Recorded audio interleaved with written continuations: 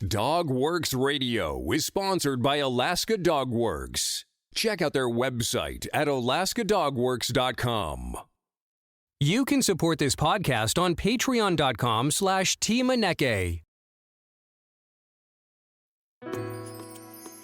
This episode of the podcast is brought to you by First Paw Coffee Company, specializing in private label premium blend coffee. If you're serious about coffee, you should check it out. First Paw Coffee's passion is high-quality, small-batch roasted coffee. They take the extra time to taste and get everything perfect before they release new blends. They aim to bring you a cup of happiness each time you pour yourself some coffee. Find out more at ak.dog/free and enter for a chance to win some First Paw Coffee prizes, a book from our collection, and tote bag. One winner will be selected at random each month. That's ak.dog/free. Radio Free Palmer 89.5 KVRF presents Mushing Radio, hosted by Robert Forto. Mushing Radio is about dog-powered sports, living in the Great White North, and mushing. Visit our website at mushingradio.com. Here is your host, Robert Forto. Hello and welcome everybody. This is Robert Forto and you're listening to our daily Iditarod coverage here on Mushing Radio and KVRF 89.7 in the Mat-Su Valley. RadioFreePalmer.org is our live streaming site. You can find all of our episodes over on dogworksradio.com. We still have about 5 days of coverage, so be sure to hit that subscribe button, and we're going to be here through the end. And I am joined today by my co-host, Alex Stein. Alex, how's it going today? It's going great, Robert. We have a new Iditarod champion as of last night, or actually early this morning at 12:37 Alaska time. Thomas Werner crossed under the Burled Arch. He beat his nearest competitor by almost 6 hours, finished in 9 days, 10 hours, 37 minutes, and 47 seconds with 10 dogs in harness. So congratulations. He is our new Iditarod champ.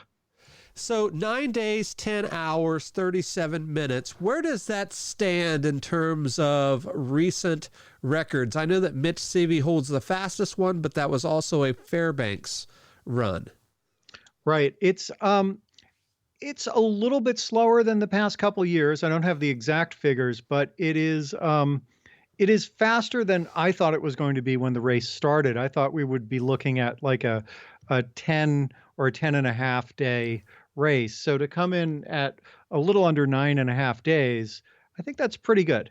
You know, what's even more telling, I believe, is the average speed, and that is the average speed over the entire race. It looks like Thomas was averaging 4.25, Mitch Seavey in second at 4.15, then Jesse at 4.12, and then Brent at 4.10.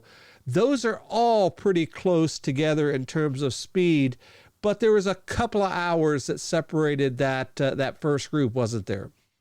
Right. And, you know, it's interesting because Jesse seemed to be going faster coming out of White Mountain, but was not quite able to make up the distance, the lead that Mitch had on her. And I think that it would have been interesting if the race had gone on another 30 miles. She might have been able to catch up to him. So do you have the leaderboard there in front of you?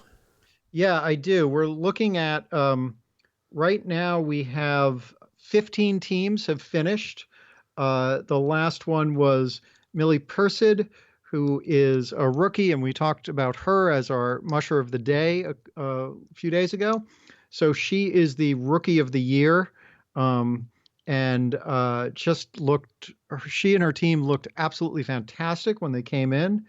And we have now on the trail, we have Jeff Dieter, Kelly Maxner, and Allie Zirkle, who are all between safety and Nome. So they should be getting in sometime in the next hour or two. And Tom Johansson is just out of White Mountain. So we also then have 5 teams that are in White Mountain that all got got there within about 40 minutes of each other. And so it'll be interesting to see what happens with them. And of course, after that, there's the middle of the pack and the back of the pack.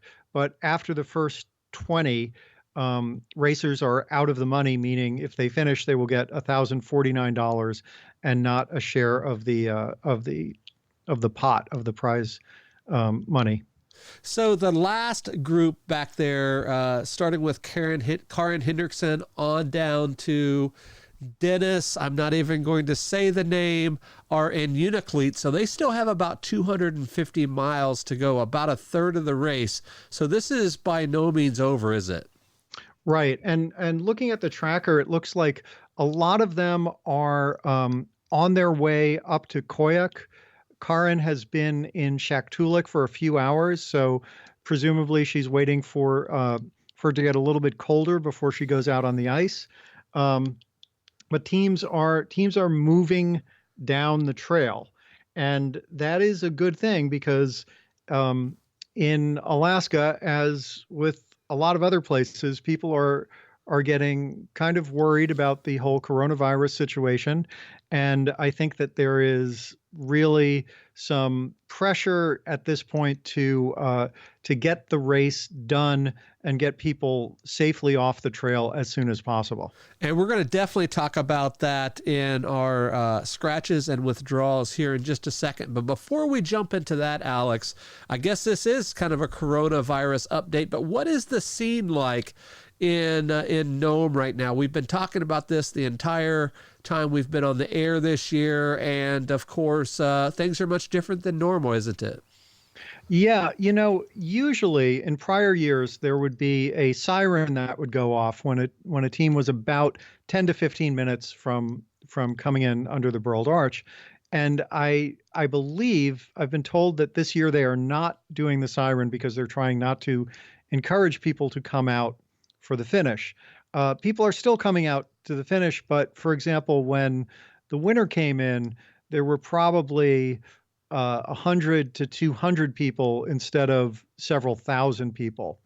And then even when Mitch came in, it seemed like it was just a couple dozen for the second place team. And other teams, it's been a very, very small group of people when they come in. And that is very, very different. And I'm trying to track down what the exact situation is. I've heard different things. Some people have said that the bars and restaurants are all closed in Nome. And then we saw on Facebook there was a picture of Wade Mars at his favorite restaurant in Nome, but he was the only one in there. So it may be that they are closing, but they're not closed yet, or that they it's hard to know exactly what's going on, but it's definitely a very, very different scene than it usually is, where there are tons of people, tons of fans.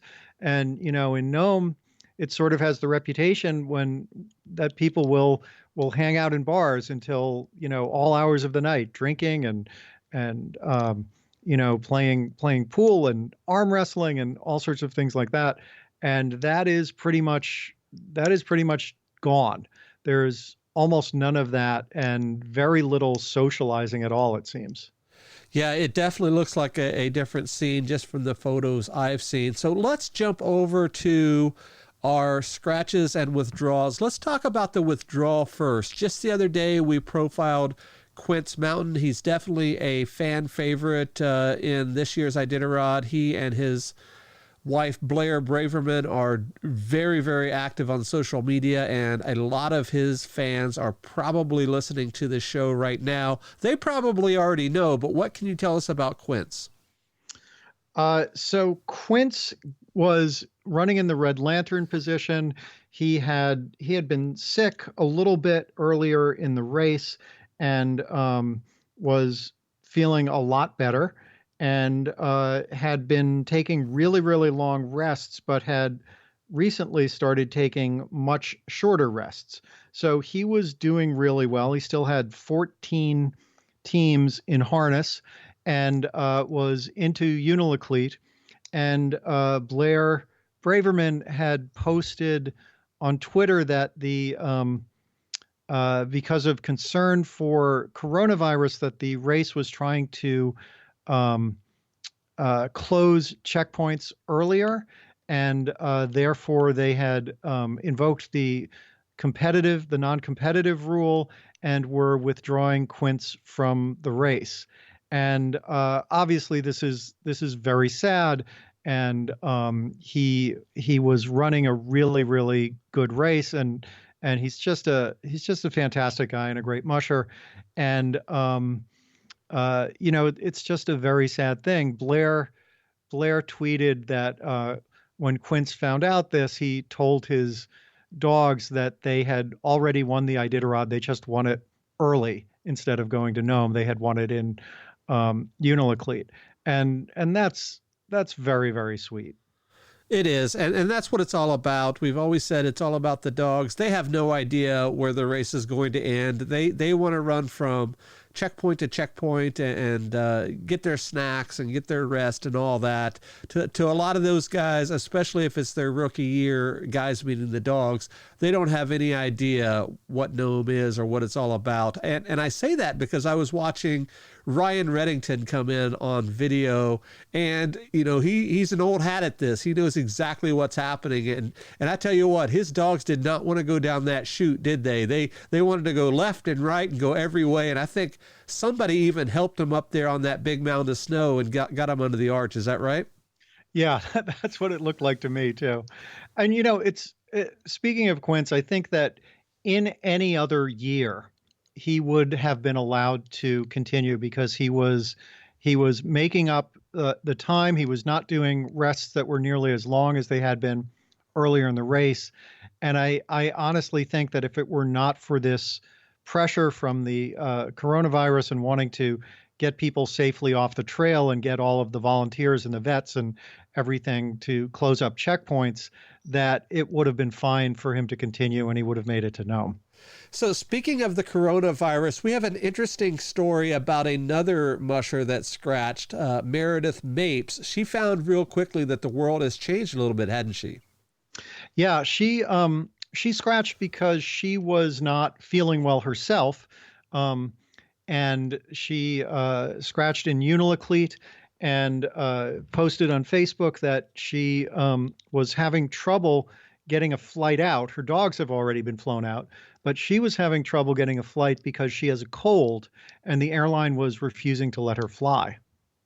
That is the new world for sure, the new normal, I should say. And it could be a while, couldn't it? Especially if you have, as everybody knows, a cold can last 3, 4, 5 days. And if the airlines are really cracking down, she might be there for a while. Yeah. And hopefully, she'll feel better after having a good night's sleep and being able to just, have a bit of rest that she hasn't had. But it's a little bit scary. And, there's the other problem is that airlines are not really uniformly applying these kind of standards. So between different airlines in the same city and sometimes the same airline in different cities, you have vastly different criteria that are being used to let people fly or not fly. And Meredith also only had 7 dogs in harness. For folks that don't know, you have to finish the race with 5 dogs, and with 250 plus miles to go, that could be very difficult to do, especially with storms coming in and all of that. But we wish her well. There was 2 other scratches. Let's talk about John Schandelmeyer next. Right. So John Schandelmeyer was basically running Zoya Dunur's team, and he's her husband and kennel partner. And as fans might recall, Zoya was hospitalized the morning of the restart, and literally at the last minute, John stepped in with some borrowed clothing from, I think, 4 different mushers, and headed off down the trail with her dogs, because it was deemed that the dog shouldn't be penalized because Zoya had this health emergency. So he also scratched this afternoon, I believe in Unalakleet, and I think he had 12 dogs. I'm not positive. And you know what's interesting about that? We've talked about this in earlier days coverage, but John ran the Iditarod in the early 1990s, and he scratched there. But I'm looking at the standings. I don't know if this was just a typo or what, but it does not have him listed as a rookie. Is there a reason behind that? I am not sure. It's interesting. It seems like he should be a rookie if he didn't finish. Yeah, because I was going to say it looks like about 5 rookies scratched, including Quince and John. And this does not count. Even though they made it this far, they still have to start all over from step one. And, they are not considered veterans until they finish. Isn't that right? Yeah, that's right.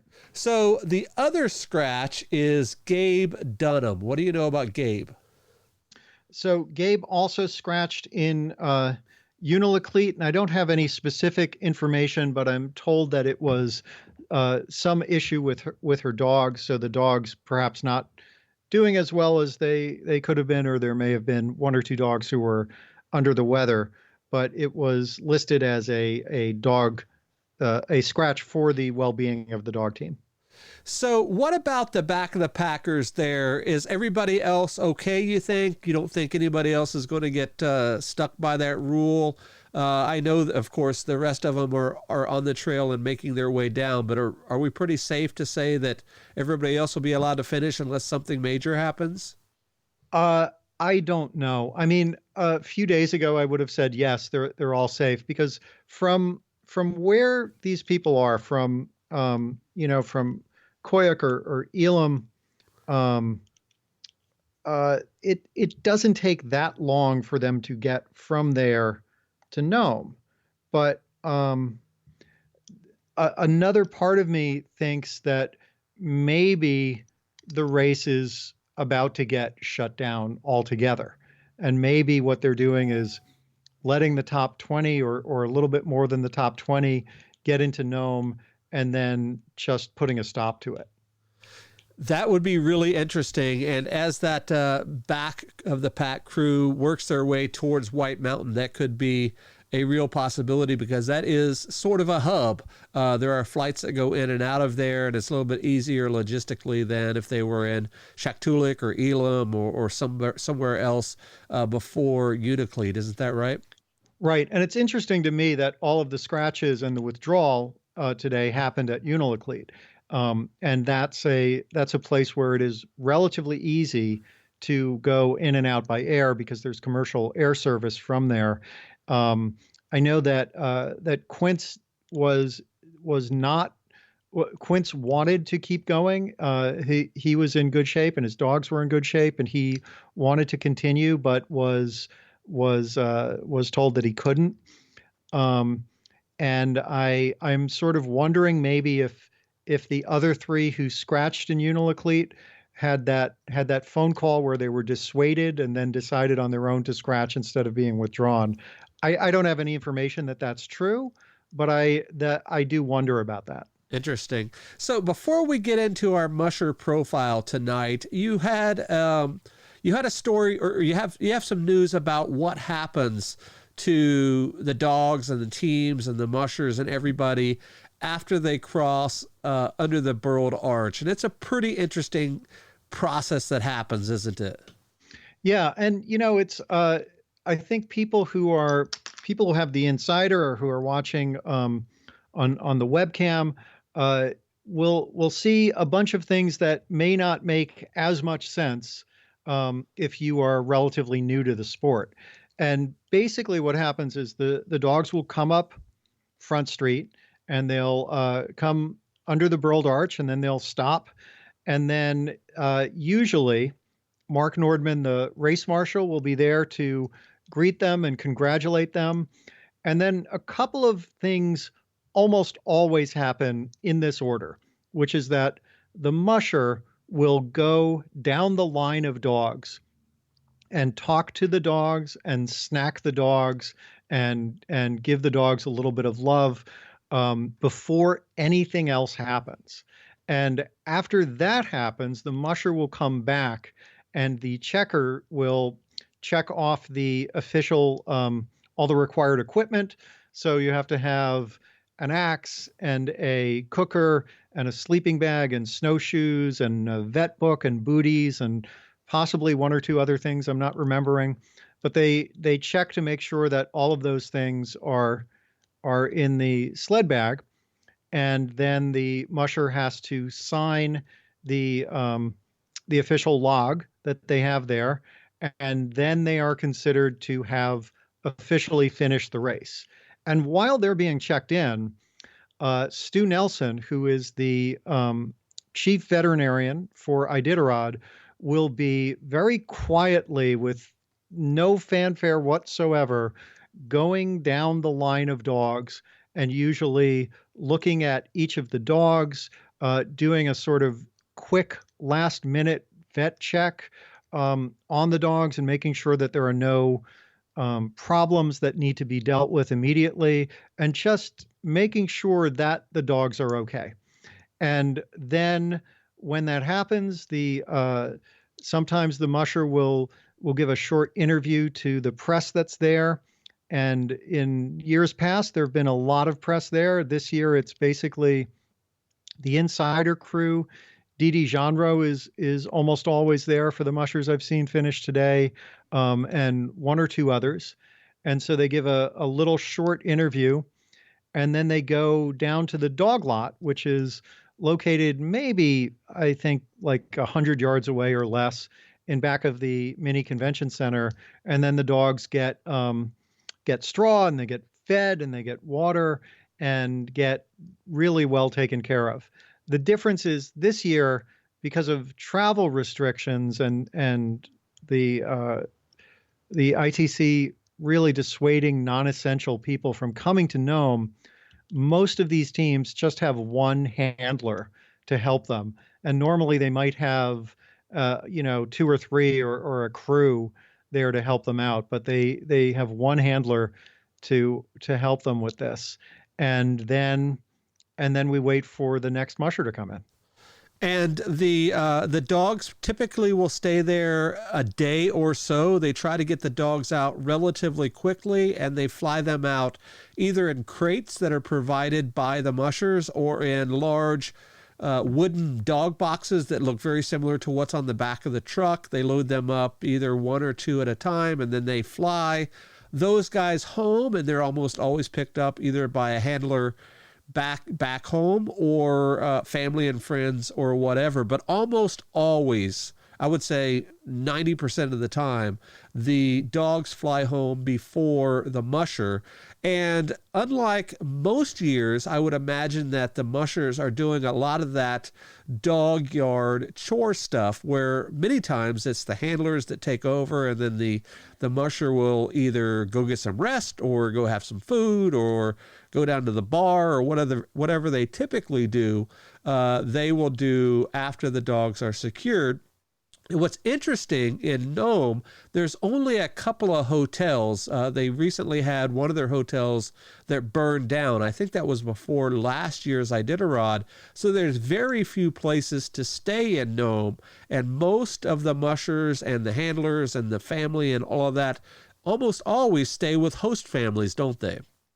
Right. And the volunteers generally stay, I believe, in the school, or perhaps in a church. I can't remember which.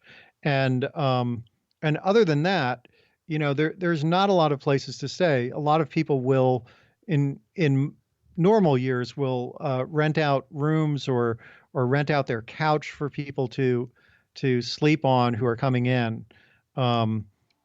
But yeah, it's there's not a lot of options in terms of where you can stay. And for this first group that are in, they typically have, what is today, Wednesday? They will have about 4 days of hanging out in Nome before the finishers banquet, which is on Sunday evening. But obviously that's not happening. So I would imagine a lot of these guys will pack up and leave relatively soon versus staying around and hanging out. Don't you agree? Yeah, and I think they're being encouraged to do that as well. So unless you have something else, Alex, let's jump into our musher profile of the evening. Yeah, and we're going from the back of the pack, where we've been spending most of our time with these musher profiles, to the very front of the pack. And today we're talking about Thomas Werner, who just won the race and is the new Iditarod champion. It's interesting because he was born in England. He's 47.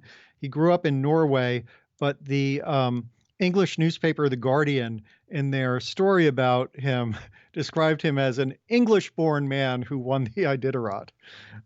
Because I guess you always want to count your hometown heroes. He grew up reading about the race, about the Iditarod, and reading about Iditarod icons like Martin Boozer and Susan Butcher. He worked in 1990 as a handler for Iditarod musher Roger Lagarde, and then for Charlie Champagne and Roxy Wright, two other Iditarod mushers, in 1991. He started competing in sprint races starting in 2003, and then running distance races a few years later. His wife is a veterinarian, and he brags that the dogs that he runs are big and strong and have a lot of attitude. He formed his own kennel, Berserk Kennels, and trains with Robert Sorley, who ran his team that he ran in the 2015 Iditarod. Sorley ran that team in 2016. He was a rookie in 2015 and finished 17th and was Rookie of the Year. And he said that in his second race, he wanted to be more competitive. And he has said in many interviews that it is his dream to be the Iditarod champion, to win the race. He really pulled forward. He was about even with Jesse Royer for a lot of the race, and then really made his move on the portage between Caltag and Unalakleet. He ran through a storm when others were waiting it out at Old Woman Cabin, and took a decisive lead. And from there on, he seemed to get to a checkpoint, get a good amount of rest, and then leave right when the chase pack was coming into the checkpoint after him. He is the third Norwegian to win the Iditarod after Jor Leifset Olsum in 2018 and Robert Sorley, who won in 2003 and 2005. He's a member of the Krill mushing team with Jor and Dallas Seavey. And earlier this year, he won the 750-mile Finnmarksoppet and the 400-mile Fimmatoppet. His wife, as I mentioned, is a veterinarian, and she was supposed to join him in Nome to help celebrate when he got in, but she was afraid that she wouldn't be able to get back safely because of new travel restrictions. So she went back to Norway early. And when he finished, they did a Skype call to between him and his wife so that she could properly congratulate him. His team was led by two lead dogs, K2 and Bark. And he said that K2 has an inside engine, an engine inside that just never stops. He will go and go and go. And Bark is the type of dog who just charges through everything. And he told the Insider, the dogs are my performance athletes. We're the mushers and we get the credit and everything, but it's the dogs who are the incredible athletes. And every time I look at this team, it's just amazing how they can perform, how they're able to do it, and how they're able to take every run and be happy about it. And so I wanted to talk a little bit about Werner tonight because I don't think a lot of people know very much about him. And that will certainly change since he's won the Iditarod. But we congratulate him, and he ran a really good race and took a couple of calculated risks that paid off. And I think that when you're right there at the top of the heap, sometimes you're going to need to take a risk or two if you want to win this race. And if I'm correct, and you may have said this in your profile, but this is the third Norwegian that has won the race, and they do things a little bit different over there. Me and my friend KP do a sprint mushing show, and we have a lot of Scandinavians on our podcast, and it's amazing to hear how much different these guys train and have the outlook on mushing than a lot of Americans. I mean, they treat this as 100% job. This is their career. This is what they do, and they put 110% into this. And of course, many others do as well. But the Norwegians, they have something to be desired over there, don't they? Yeah, they really do. And it's funny because there's a big Norwegian American community in Alaska, and they always come out to root for whoever the Norwegians are. And there's just something really special about these mushers, and also, to be honest, about their fans. Yeah, it's an awesome sight to see, and 2 in a row for the Norwegian teams. I know you said he was born in the UK, but he's still running under that Norwegian flag, which is pretty cool. And one final thing on this coverage today, I was reading something on Facebook about people asking, where's Dallas? Why isn't he running this year? And of course, we know he's doing the commentary, and he's on Iditarod.com and all of that. And I think somebody said it sure is refreshing that he isn't running, because now other people can win. What do you think about that?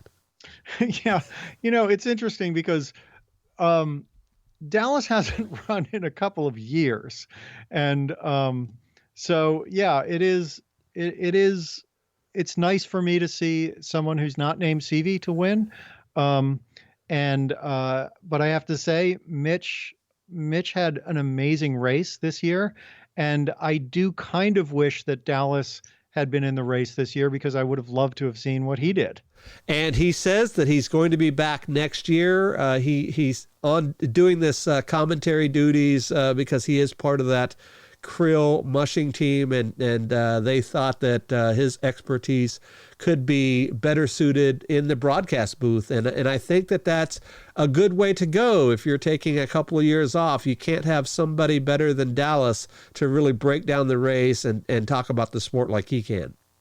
Right. And it's nice to have Dallas doing commentary, and it's also nice to see Didi Genro out there doing coverage as well. It is. It's more and more becoming a professional, in quotes, sports. You see that a lot in other sports where, the legends move on into the broadcast booth, and we're thinking about football and Major League Baseball and all of that.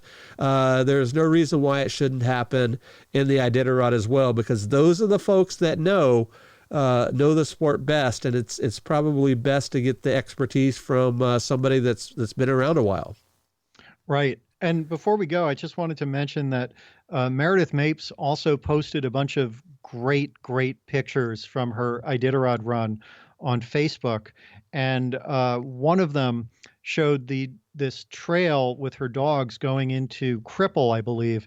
And you could see that the trail that had been broken where all the dogs were running on was very smooth, but around them, the snow level was over the dogs' heads. So it looked like there was 3 feet of snow with a little channel carved in the middle that all the Iditarod mushers were going down. Yeah, it was definitely a deep snow year. And I was a little envious about one of her pictures. She posted a picture of a stove, and I believe it was in Elam, and she said that the best prime rib she's ever had in her life was cooked on that stove. Those guys eat good on the Iditarod Trail. I know we talk a lot about the pies and the hospitality along the trail, but prime rib, that's something special. Yeah, and that's certainly there's not going to be prime rib at every checkpoint, but they are incredibly hungry, and sometimes they'll come into checkpoints and they'll just devour food like there's no tomorrow. And we talk about the dogs consuming so many calories per day, but the mushers also are doing a tremendous amount of work and are not used, we as human beings are not used to being out in sub-zero weather. Even with good gear, that takes a lot of energy to to survive and to thrive when it's that cold. So, Alex, we know that sleep deprivation is a big deal in Iditarod for not only the mushers, but a lot of people that work in the race. And I know that you're up all hours of the night. I wake up every morning and I see you have tweeted throughout the night. How is sleep deprivation treating you here on, I guess it's 13 days of our coverage here on the radio? I should not ever complain, especially when compared to an Iditarod musher.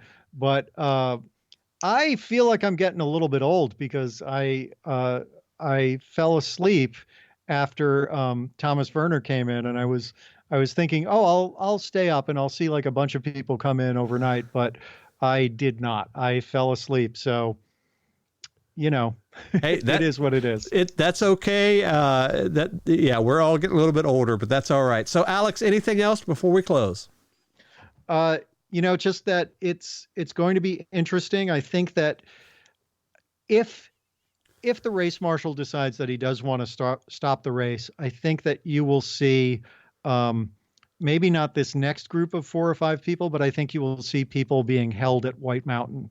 And if that happens, and if the race is shut down, I think that will certainly be unprecedented in a year where it feels like almost everything else has been unprecedented as well. And I wonder, and maybe we can find this out for tomorrow, or somebody can shoot it over in our comments, what happens to those rookies if they do shut it down? Are they still considered rookies next year if the race gets shut down before the finish? I think that would be an interesting conversation to have. Definitely. All right, Alex, thank you very much for joining us tonight. And for everybody that's listening, we will be back on tomorrow. Hit that subscribe button and you will get these episodes as soon as they drop. On behalf of my co-host, Alex Stein, this is Robert Forto for Mushing Radio. We will see you guys next time. Goodbye. This episode of the podcast is sponsored by First Paw Coffee Company. Learn more at firstpaw.coffee. From DogWorks Radio, this is Mushing Radio. We hope you enjoyed this episode, and we invite you to subscribe in Apple Podcasts, Spotify, Stitcher, or wherever you get your podcasts. You'll find a link on the episode notes. You can tap or swipe on the episode cover art, and you'll see some offers from our sponsors. You can support our show by supporting them. If you like what you have heard, we would love it if you could give us a 5-star rating and tell your friends how to subscribe too. Your hosts are Alex Stein and Robert Forto. Our producer is Robert Forto, created for DogWorks Radio.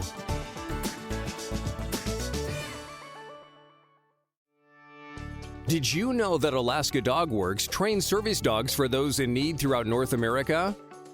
Each and every service dog that is trained through the Lead Dog Service Dog Program and Michelle Forto and her team has an individual training plan. We train for autistic, mobility, psychiatric, and PTSD for our soldiers for service work. If you know of someone that may need a service dog, please take a moment and check out Alaska DogWorks on social media and at alaskadogworks.com.